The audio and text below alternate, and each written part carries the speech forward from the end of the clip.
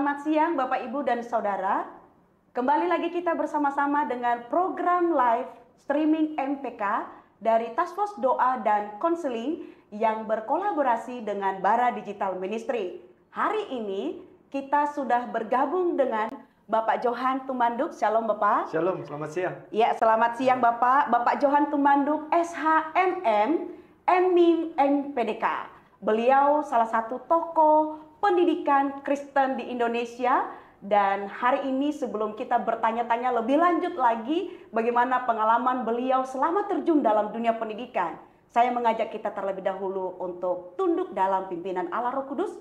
Marilah kita bersatu dalam doa. Bapa di dalam surga, terima kasih Tuhan, Engkau baik bagi kami. Kami mengucap syukur hari ini kami bersama-sama kembali mendengarkan bagaimana kesaksian hidup para tokoh-tokoh pendidikan selama mereka melayani di dalam dunia pendidikan di Indonesia khususnya. Dan hari ini kami sudah bergabung dengan hamba-Mu narasumber oleh Bapak Johan. Kiranya Tuhan memberkati setiap pembicaraan kami, dan biarlah semua pengalaman ini boleh dibagikan menjadi berkat bagi setiap para pendengar di luar sana.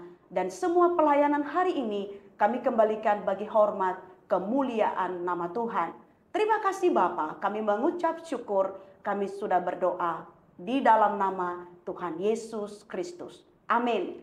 Baik, kita langsung saja menyapa Bapak Johan. Pak Johan, terima kasih banyak Pak sudah menyediakan waktunya. Sama-sama. Kalau kita berbicara tentang pendidikan di Indonesia Pak Johan, apa yang menjadi pendorong utama Bapak memilih untuk terjun dalam pelayanan bidang pendidikan Kristen khususnya? Dan sejak kapan Bapak memulai pelayanan ini? Silakan dibagikan Pak. Ya, terima kasih Ena. Kita bicara soal pendidikan ya. Pendidikan itu nggak ada habisnya. Setiap bagian fase dalam hidup kita itu kan pendidikan. Tapi yang menarik, pendidikan itu menjadi satu objek pelayanan kita ini. Karena menurut saya ada banyak hal di bidang pendidikan yang masih bisa kita tingkatkan. Secara khusus pendidikan Kristen.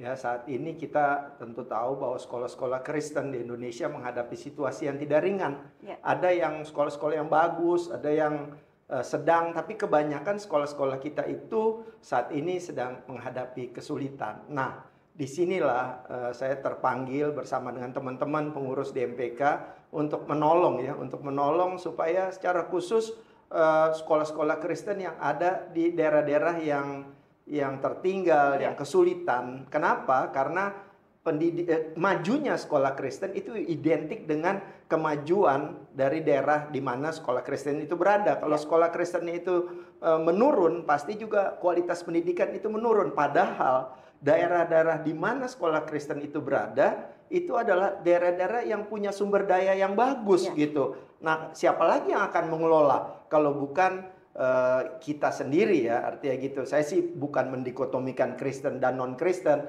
tapi saya hanya melihat dari perspektif pelayanan bahwa saat ini kita melayani sekolah-sekolah Kristen. Nah, yang kedua, bagi saya ibadah itu ada dua ya. Ibadah ada dua, ibadah ritual dan ibadah aktual. Ibadah ritual itu adalah ibadah hari Minggu kita atau ibadah berkeluarga ya, seremonial yang sifatnya kita memuji dan menyembah Tuhan melalui ibadah-ibadah yang kita lakukan dalam ruangan. Tapi ibadah aktual itu adalah ibadah di mana kita menghadirkan Kristus di tengah-tengah masyarakat.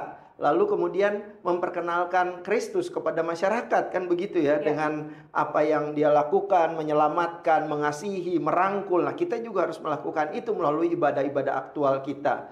Jadi saya pikir pelayanan ini, pendidikan adalah tindakan iman yang terwujud dalam tindakan nyata, konkret, dan pragmatis.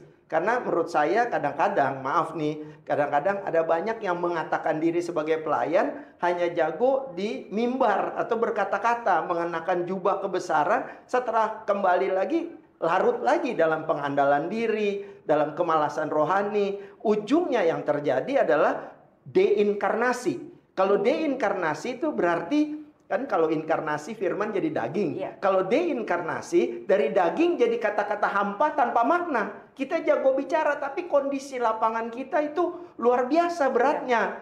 Nah, saya pikir Kristus itu kan berpihak pada penderitaan. Ya, Matius 25 ayat 34 sampai 37 bilang, yang makan kasih yang lapar kasih makan, yang haus kasih minum, yang telanjang kasih pakaian, yang asing dikasih tumpangan, yang sakit dikunjungi, yang di penjara itu kita lawat. Dan Matius 25 ayat 40 katakan, segala sesuatu yang kamu lakukan kepada orang-orang yang paling hina ini, kamu melakukannya untuk Tuhan. Jadi keberpihakan kepada mereka yang menderita, yang terlecehkan, teremehkan, yang tertinggal, itu menurut saya merupakan misi Tuhan, gitu. Itu jadi aspek pelayanan ya. Lalu pertanyaannya, kenapa kita mesti melayani? Kita nih mesti bersyukur, karena pelayanan itu adalah ungkapan syukur. Bahwa kita diselamatkan, bahwa Kristus itu memberikan tubuh, dirinya, darahnya untuk menyelamatkan kita, merekonsiliasi hubungan kita dengan Tuhan. Oleh karena itu, di atas rasa syukur ini, kita harus melayani Tuhan, memberikan yang terbaik. Kolose 3 ayat 23 katakan, lakukan yang terbaik seperti kamu melakukannya untuk Tuhan. Kenapa? Karena Tuhan lebih dulu melakukannya untuk kita. Betul. Itu pertanyaan enak selanjutnya yang ketiga. Saya jawab terus ya ini ya, biar sekalian. Dari mana saya mulai melayani? Saya melayani mulai dari tahun 88 gitu. Jadi sebelumnya saya ini terjadi kekosongan dalam hidup saya, bahwa orang tua saya bawa saya ke sekolah minggu ya sampai usia kira-kira 9 sampai 10 tahun saya aktif di sekolah minggu. Tapi begitu remaja, karena pada saat itu saya atlet tenis, saya pemain tenis ya. Saya bukannya congkak, bukannya sombong, tapi rada congkak dikit aja bahwa saya cukup bagus bermain tenis gitu. Saya cukup bagus, saya latihan terus setiap hari.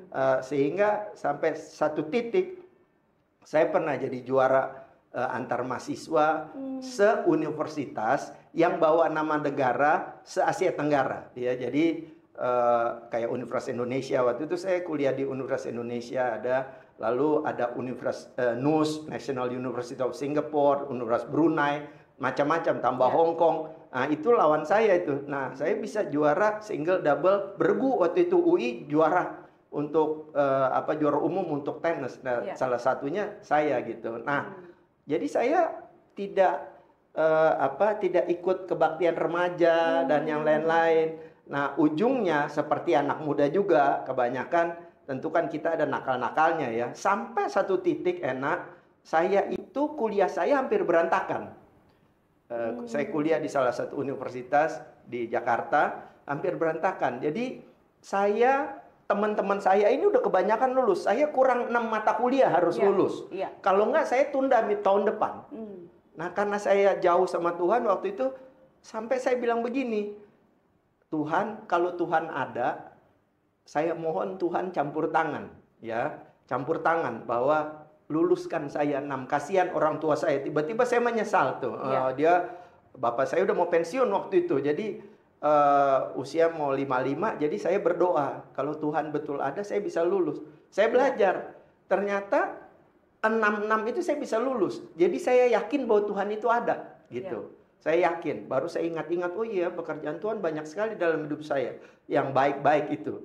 Nah, lalu pertanyaannya, saya mau memberi diri buat Tuhan di mana? Nah, pada saat itu tiba-tiba nih, nggak berapa lama nih, habis saya lulus kuliah itu tahun 88, saya diminta untuk mengantar teman saya. Ini satu sektor ya, satu sektor. Teman saya ini mau ikut pemilihan ketua pemuda di jemaat kami di Kalibata, di GPIB, Jadi saya ikut antar dia karena saya kan nggak pernah ikut pemuda, remaja. Jadi waktu itu saya baru selesai kuliah di 2 tempat, di UI juga, di UKI juga ya. Jadi waktu itu ya saya bertobat lah, balik lah gitu ya. Jadi saya bisa selesai untuk 2 kuliah, saya jalan bareng waktu itu. Tapi maintenance juga. Nah, jadi pada saat pemilihan itu saya karena kurang orang, saya diminta untuk duduk di ruangan itu. Nah, lalu masing-masing memperkenalkan diri. Ya, saya memperkenalkan diri juga. Tibalah saat pemilihan. Jadi teman saya yang saya antar itu ikut pemilihan, lalu kurang. Jadi siapa yang datang semua boleh dipilih. Nah, tiba-tiba pada saat pemilihan itu, ketua pemuda sektor Nah, di jemaat saya itu, jadi ada sektor-sektor lain datang, tiba-tiba dilala nama saya yang paling banyak gitu. Yang calon kuat mau dipilih itu malah satu suara di bawah saya gitu ya. Nah, jadilah saya kaget gitu. Ini apa yang harus saya lakukan sebagai ketua pemuda? Iya. Ya, saya nggak tahu. Akhirnya saya belajar banyak lah dengan penuh kerendahan hati dengan segala kekurangan. Tiba-tiba saya masuk ke saya di antara pemuda GPIB itu akhirnya saya terpilih jadi sekretaris Dewan Pemuda GPIB. Jadi sekretaris pemuda pusatnya GPIB gitu. Baru 5 tahun kemudian saya terpilih jadi ketua Dewan Pemudanya dengan segala kelemahan saya. Nah, yang lebih luar biasa lagi buat saya ya, anugerah Tuhan. Jadi saya selesai di Dewan Pemuda itu, pimpinan pusat pemudanya GPIB itu tahun 2000. Tahun 2005 dalam usia yang masih muda juga, saya waktu itu masih sangat muda, saya terpilih jadi pimpinannya gereja GPIB sebagai majelis sinode. Gitu. Jadi kalau di GPIB kami itu ada majelis sinode, saya jadi pimpinan majelis sinode, pimpinan di tingkat sinodal. Jadi intinya saya 2 periode sebagai sekretaris, wakil sekretaris di sinode GPIB. Nah, disitulah saya berkenalan dengan dunia pendidikan karena kami punya yayasan pendidikan. Saya jadi pengawas dan saya banyak berinteraksi dengan yayasan pendidikan GPIB. Saya lihat, oh ternyata masih banyak hal yang harus kita benahi. Saya nih saya cerita teman-teman. Saya cerita begini, bukan saya sombong ya. Saya senang tadi mulai dengan doa. Karena apa? Karena kalau enggak, kesaksian begini nih bisa menjebak kita kejumawaan. Jadi egocenter. Yang saya ceritakan ini, saya cuma mau bilang bahwa ini adalah kemuliaan Tuhan. Amin. Tuhan itu berkarya lewat kita. Kita ini nggak ada apa-apanya gitu. Jadi kita hanya bertugas untuk mempersembahkan yang terbaik buat Tuhan. Kalau Tuhan bawa kita kemana, itu adalah bagian dan cara Tuhan. Ya, saya dan untuk kemuliaan Tuhan. Jadi setelah dari Majelis Sinode GPIB, saya juga dipilih menjadi ketua 3 Sinode AM Gereja Protestan di Indonesia. Jadi itu mengkoordinir gereja-gereja yang waktu itu masuk di Indisi Kerek seperti kayak Gemim, GPM, Gemit, GPIB tempat saya. Itu kami ada satu wadah kebersamaan yang namanya Gereja Protestan di Indonesia. Ya, saya jadi ketua 3 sehingga saya banyak kenal teman-teman dari Maluku, dari Timor, dari Manado. Jadi semakin berkembang. Setelah itu tahun 2015 saya selesai, saya jadi nah ini kembali lagi saya berhubungan dengan pendidikan. Saya jadi managing directornya PT BPK Gunung Mulia. Salah satu penerbit Kristen terbesar di Indonesia ya. Kantornya di Kuitang. Saya 3 tahun di sana sebagai managing director. Setelah itu saya masuk ke STTREM. Saya jadi dosen di STTREM sekaligus jadi direktur Konrad Supit Center. Itu wadah pengkajian penelitian untuk pengabdian masyarakatnya STTREM. Dari situ saya masuk di UKI sebagai sekretaris penuh waktu. Jadi setiap hari saya di UKI, di Yayasan UKI sebagai sekretaris penuh waktu. Jadi saya mengurusi universitas ya, karena kami di situ ada Universitas Kristen Indonesia dan Rumah Sakit Universitas Kristen Indonesia itu ada di bawah Yayasan UKI dan kami menjalankan itu ya. Lalu setelah dari UKI ini, masih di UKI sebenarnya, saya juga masih di pengawas di Yayasan UKI. Pak Handi, Pak Yopi dari MPK kontak saya tahun 2022 itu. Bagaimana kalau saya bergabung di Majelis Pendidikan Kristen di Indonesia. Jadi apa? Ketua 3 di bidang organisasi untuk bereskan organisasi. Saya pikir saya ada kecocokan juga karena saya lama jadi wakil sekretaris di sinode gereja saya. Gitu. Jadi buat saya organisasi tidak terlalu asing.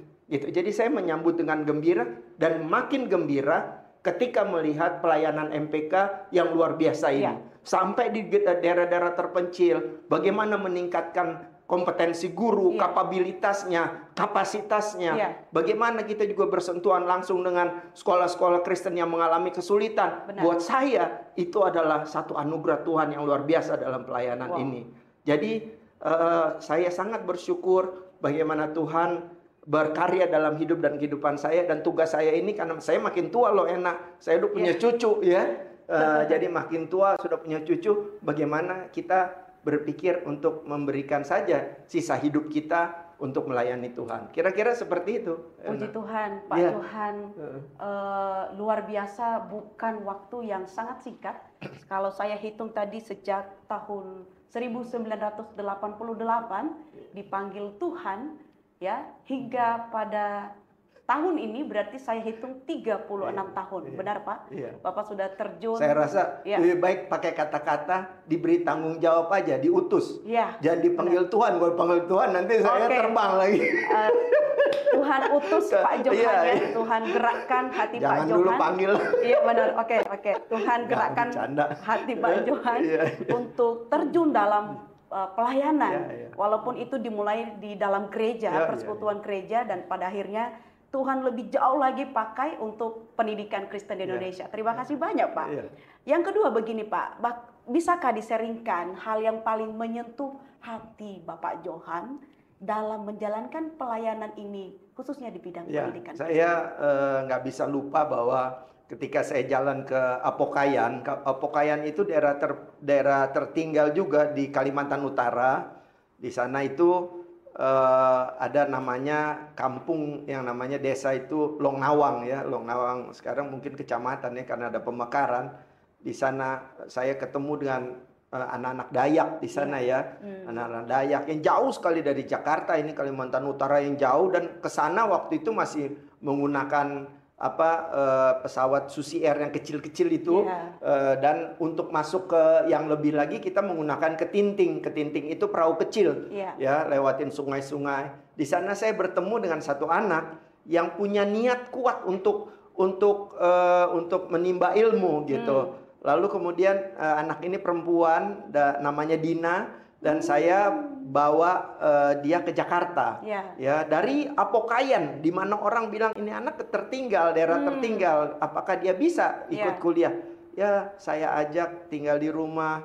Jadi bukan kasih kos ya, tapi nah ini juga sebenarnya pesan buat orang-orang Kristen yang sudah mapan ya. Kalau bisa kerjasamalah dengan daerah-daerah mencil seperti Nias atau Mentawai atau di mana daerah-daerah Papua, NTT, ajak mereka untuk hidup bersama dengan keluarga kita. Ya bukan dikosin, dibayarin ini, karena mereka belum tentu ada peningkatan kualitas. Tapi kalau dia bisa lihat kehidupan keluarga kita bina secara iman dan yang lain-lain, dia pasti bisa mengikuti, dan dia bisa ikuti Dina ini. Lalu saya kuliahkan IT, manajemen informatika, dan puji Tuhan dia lulus dengan angka yang baik, dan dia bekerja di Jakarta, karirnya juga semakin baik. Sekarang dia ada di Bali. Itu nggak bisa lupa saya. Dari anak yang duduk diam di Apokayan, pada saat itu dia melihat saya di sana juga diam, tapi dari matanya saya tahu bahwa dia pengen kuliah gitu, pengen sekolah. Ujungnya dia sekarang bisa kerja di Bali, hidupnya baik. Jadi itu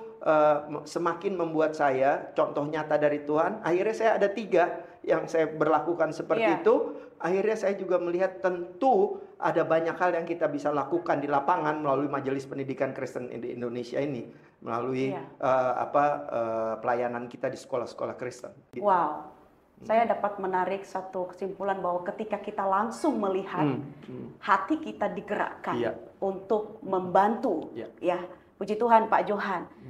Kalau saya bertanya bagian yang ketiga, momen apa yang terindah, bagaimana intervensi Tuhan dalam hidup dan pelayanan Pak Johan? Iya, kalau itu sih saya banyak sekali hal yang saya alami, bagaimana dengan segala keterbatasan saya, karena saya bukan datang dari keluarga pendeta atau keluarga dari yang aktif begini, bukan dari keluarga. Jadi saya melayani ini karena perjumpaan iman dengan Tuhan ya. Karena saya merasakan bahwa Tuhan, ya orang tua saya mendidik juga saya secara baik, tapi ada saat-saat di mana tadi saya katakan saya kosong ya, tidak terlalu karena saya banyak di lapangan waktu itu. Nah, Setelah itu ada perjumpaan-perjumpaan, Tuhan banyak menolong saya. Tapi yang paling saya terkesan adalah ketika anak saya juga mengalami hal yang sama dengan saya. Dia pemain bola.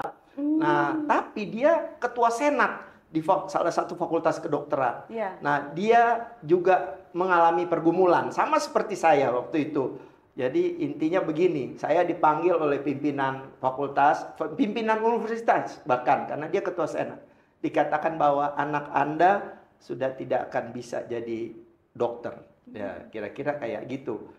Intinya sudah seperti itu, karena dia ini banyak melakukan hal-hal yang menurut mereka ya, menurut mereka itu kurang bagus gitu. Yeah. Nah, istri saya yang saya ikut waktu itu, dia katakan gini, ibu bukan Tuhan.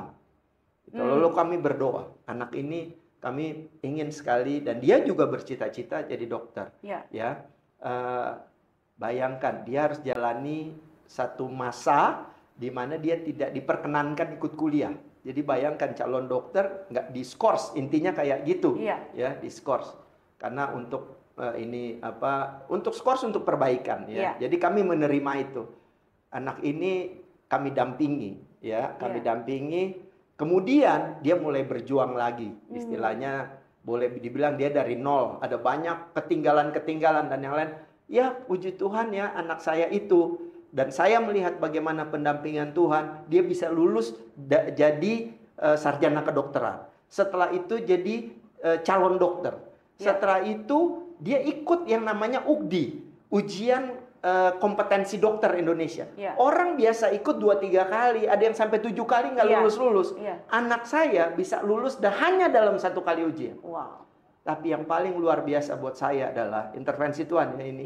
Adalah ketika jadi anak saya itu di angkatannya 250 orang. Nah, anak saya ini salah satu lulus yang paling terlambat. Jadi sekitar 220, ada 30 lagi yang belum lulus, dia di 220. Ya.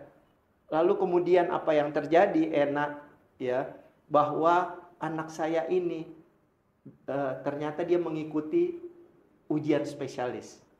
Ujian spesialis di UI, Universitas Indonesia. Sekali lagi campur tangan Tuhan terjadi, bahwa dia diterima jadi mahasiswa residen calon dokter spesialis. Jadi yang tadinya dia di 220, sekarang dia salah satu yang terdepan.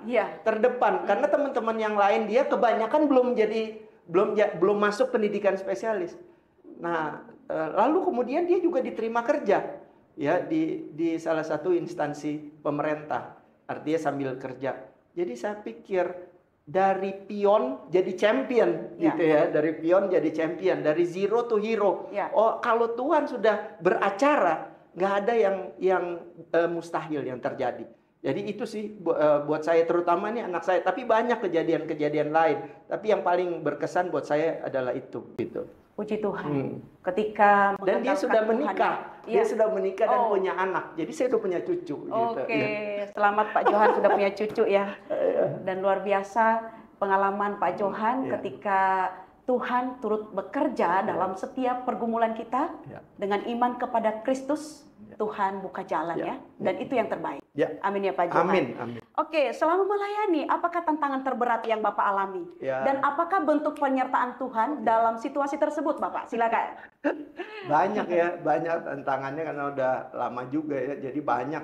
Terutama pada saat saya belum bekerja, ya belum ada penghasilan, tapi kita udah melayani kan, gitu ya. Kalau udah kerja sih, apalagi udah jadi direktur, nggak terlalu bermasalah ya, apapun kita bisa lakukan. Tapi ketika kita masih belum bekerja, atau kita pulang-pulang jam 2 pagi, jam 3 pagi, karena sebagai anak muda kita kan mau memberikan, melayani itu nggak lihat apapun gitu. Maunya yang penting kerja melayani gitu, program kita terlaksana. Nah, disitulah banyak hal yang terjadi ya, dan paling yang saya ingat betul adalah ketika saya bersama dengan teman-teman di GPIB, pemuda GPIB melaksanakan bakti sosial di Pulau Bali ya. Pada saat itu ada sekitar 200 pemuda GPIB yang berangkat ke Pulau Bali. Nah, tiba-tiba kami dijanjikan dana waktu itu untuk kegiatan tersebut Itu katakan waktu itu mungkin 20 juta, kami hanya ada 6 juta. Waktu itu besar sekali angka 20 juta itu karena tahun 90-an ya. 20 juta itu besar. Tiba-tiba oleh karena satu dan lain hal, dana yang 20 juta itu tidak keluar. Ya, Anda bayangkan 200 pemuda sudah berada di Bali mau bikin ABSP, duitnya belum ada sama sekali ya. Tapi akhirnya salah satu pendeta akhirnya dengan berani ya, salah satu pendeta, makanya saya menghormati betul pendeta. Dia mengeluarkan dana hampir 15 juta waktu saat itu, pinjam dari jemaatnya, ya, pinjam dari jemaatnya untuk membayarkan kegiatan itu. Jadi kegiatan itu berjalan, ya, setelah kegiatan berjalan, saya dan teman-teman mencari dana melalui malam dana waktu itu, mengadakan kegiatan-kegiatan, akhirnya dana itu tertutupi. Tapi menurut saya ada satu saat di mana saya merasa putus asa karena orang-orang sudah naik kapal, ada yang naik pesawat, ada yang naik bus, udah sampai di Bali, sementara biaya penyelenggarannya nggak ada waktu itu. Tapi ya puji Tuhan semua bisa terlewati. Tapi begitu banyak hal yang terjadi ya, kesulitan, tantangan. Satu hal yang saya ingat, bahwa Tuhan itu baik. Amin. Dan amat baik. Yes. Thank you Pak Johan untuk sharingnya. Baik, Pak Johan, apa yang menjadi closing statement Bapak dalam pembicaraan kita hari ini yang bisa disampaikan, dibagikan kepada semua anak-anak Tuhan di luar sana juga yang memiliki kerinduan untuk mau terjun melayani, khususnya bukan hanya di gereja tetapi juga di dalam dunia pendidikan. Silakan Pak Johan. Jadi gini, kalau bicara closing statement ya, pesan untuk anak-anak muda nih, yang pertama adalah jadikan pelayanan itu ungkapan syukur. Itu yang pertama ya, ungkapan syukur ya, ungkapan syukur. Bukan buat cari panggung, bukan untuk cari kegiatan karena masih jomblo, masih sendirian, lalu kemudian nggak ada kegiatan, jadi aktif di gereja. Pelayanan itu ungkapan syukur. Amin. Kebaikan Tuhan dinyatakan lebih dulu dalam hidup dan kehidupan kita. Oleh karena itu kita berikan yang terbaik untuk Tuhan. Ya. Apapun yang terjadi, kita tidak perlu sibuk dengan omongan orang. Kan kita juga banyak kekurangan, apalagi anak muda ya, emosional kadang-kadang, orientasinya pokoknya yang penting jalan. Seringkali jadi omongan. Saya mau bilang ada 3 masalah sekarang ya, 3 masalah anak muda sekarang. Yang pertama YOLO. You live only once, YOLO ya. Sehingga anak muda ini seringkali gini, hidup cuma sekali, bikin aja, minum, mabuk dan yang lain-lain ya, nggak ke gereja. Saya kasih ingat bahwa Tuhan itu baik, janganlah. Satu YOLO. Yang kedua FOMO, takut ketinggalan ya, fear of missing out, bahwa takut ketinggalan zaman, makanya dia hidup di luar kemampuannya dia, gitu ya. Yang penting gaya, yang penting ini, yang ujungnya nanti karena pusing, karena merasa nggak sanggup, haus akan penerimaan, lalu mulai halu, ya kan? Atau pakai obat terlarang, pakai narkoba dan yang lain. Kalau cita-cita tinggi, ya nggak apa-apa, bagus. Tapi kalau halunya terlalu tinggi, bahaya, bisa ketemu Tuhan, kan gitu ya? Kalau halunya tinggi. Jadi jangan gara-gara pengen ikut mode, tren dan yang hidup di luar dari kemampuan, jangan, ya. Yang ketiga adalah ada lagi yang membuat kita jadi takut untuk maju, yaitu FOPO. Apa itu FOPO? Ya, fear of people opinion.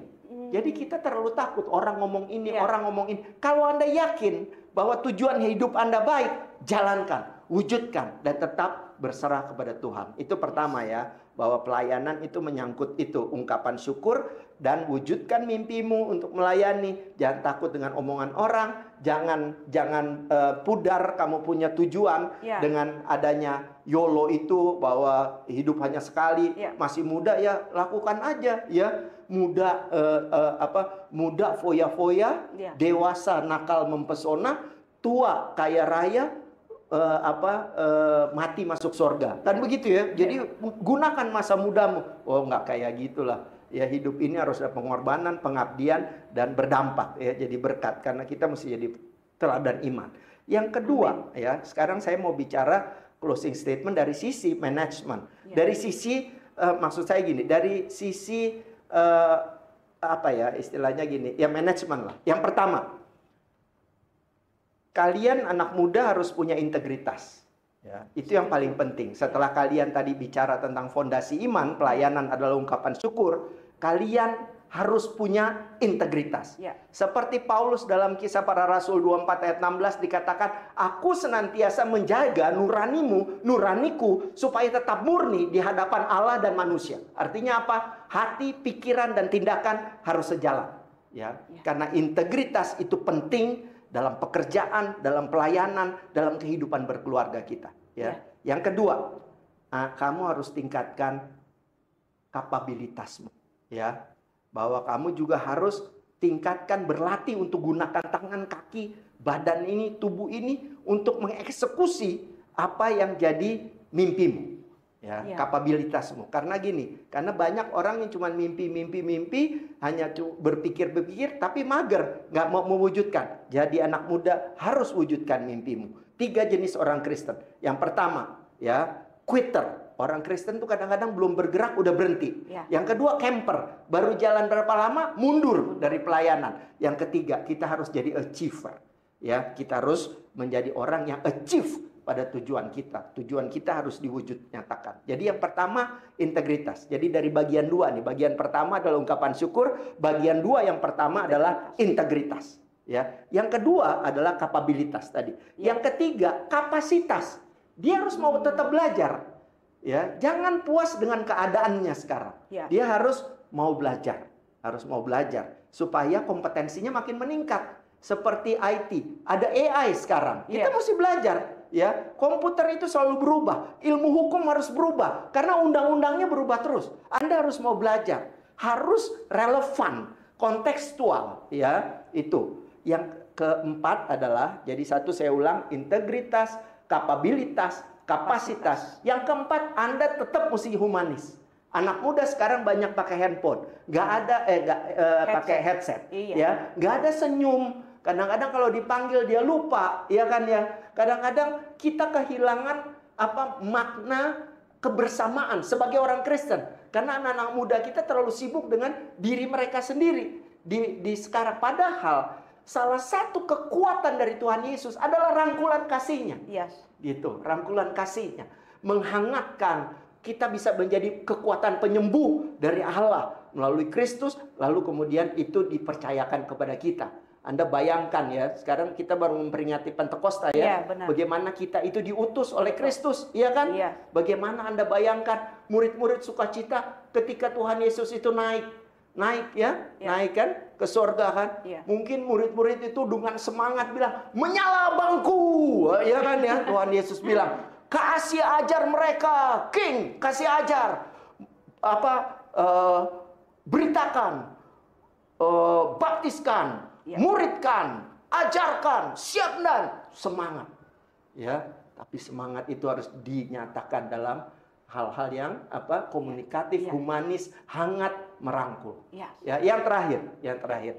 Setelah integritas, kapasitas, kapabilitas, kapasitas, humanis, yang kelima, anak muda kalau jadi pemimpin, dan ini untuk para pemimpin secara umum, jangan lupa untuk melakukan regenerasi. Jangan kita berpikir bahwa cuma kita yang bisa. Seorang pemimpin yang baik, dia pasti akan menciptakan pemimpin-pemimpin yang lain. Ya, sehingga pelayanan ini makin luas dan berkembang untuk memuliakan nama Tuhan dan memperluas kerajaan Allah. Jadi kalau saya bilang, ditanya apa yang menjadi closing statement, yang pertama dari sisi kerohanian, spiritualitas. Jadikan pelayanan itu sebagai ungkapan syukur. Yang kedua dari sisi manajerial ya, Anda harus berintegritas, tingkatkan kapabilitas, tingkatkan kapasitas, Anda harus humanis, dan jangan lupa kalau udah berhasil, Anda ciptakan pemimpin-pemimpin baru. Sebagaimana Kristus juga menciptakan pemimpin-pemimpin baru, para rasul, para murid, para rasul, para bapak gereja, dan sampai sekarang ini terjadi dalam hidup kita melayani di MPK. Iya. Kira-kira kebanyakan nih. Terima kasih luar biasa Pak Johan hari ini berbagi, dan saya secara pribadi diingatkan kembali, dikuatkan, dan saya percaya Bapak Ibu di luar sana yang mendengarkan siaran pada hari ini diberkati. Mari semangat untuk terus melayani dan menjadi berkat bagi kemuliaan nama Tuhan. Satu lagi enak. Silakan Pak. Terakhir ya. Iya. Jangan dikira saya ngomong gini semangat terus saya nggak pernah nangis dalam pelayanan gitu ya. Ya. Pasti kita juga mengalami kesulitan dalam pelayanan, ada tantangan, ada Ya. cobaan, Ya. ada godaan dan lain-lain. Kita Ya. juga hadapi itu. Tapi sekali lagi kita mesti tetap bersandar kepada Tuhan ya, karena Amin. Yesus Kristus ada istilah unum necessarium. Apa itu unum necessarium? Menjadikan Tuhan Yesus sebagai pusat pelayanan dan kehidupan kita. Amin. Jadi kita bisa bersandar pada Dia dan kebaikan Tuhan akan terus menguatkan kita. Pak Johan, mohon kesediaan Bapak untuk mengucap syukur atas pelayanan kita hari ini. Ya. Silakan. Baik.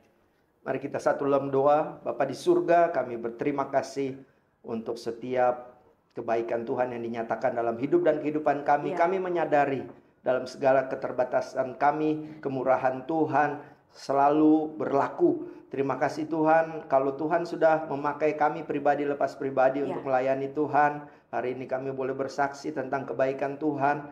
Kami percaya bahwa Tuhan akan terus menyempurnakan langkah layan kami. Tuhan memberikan hikmat kepada Amin. setiap orang yang Tuhan utus, secara khusus di pelayanan di MPK. Ya. Kami berjuang untuk peningkatan kualitas pendidikan Kristiani. Mampukan kami ya Tuhan, ajarkan kami untuk tidak mundur dan pantang menyerah untuk setiap halangan yang kami hadapi, karena kami percaya bahwa bagi manusia mustahil, tapi bagi Tuhan tidak ada yang mustahil. Amin. Ketika kami berjalan bersama Tuhan, Tuhan akan menguatkan kami, memampukan kami, bahkan mempromosikan pelayanan kami pribadi lepas pribadi, MPK secara khusus untuk semakin bersinar bagi kemuliaan nama Tuhan. Amin. Kami akan berpisah satu dengan yang lain. Biarlah ikatan damai sejahtera, kami akan terus bersama-sama untuk melayani dan memberikan yang terbaik bagi Tuhan. Kasih karunia dari Tuhan Yesus dan kasih Allah dan persekutuan Roh Kudus menyertai kita sekalian bersama keluarga terkasih sebagai basis pelayanan hari ini sampai selama-lamanya. Haleluya. Amin. Amin. Terima kasih Bapak dan Ibu Saudara yang sudah mengikuti live streaming dari Majelis Pendidikan Kristen Indonesia, Task Force Doa dan Konseling yang berkolaborasi dengan Bara Digital Ministry. Dan kita akan ketemu kembali di Sabtu yang mendatang dengan Bapak Ibu tokoh pendidikan Kristen dari Majelis Pendidikan Indonesia akan digilir semuanya. Dan kita akan mendengarkan penguatan melalui kesaksian pengalaman yang akan dibagikan oleh Bapak Ibu pengurus MPK. Saya Benalia Hulu dari MPK dan Bapak Johan Tumanduk dari Ketua Bidang 3. Dan teman-teman yang ada di belakang layar mengucapkan terima kasih, mohon undur diri. Shalom, Tuhan memberkati.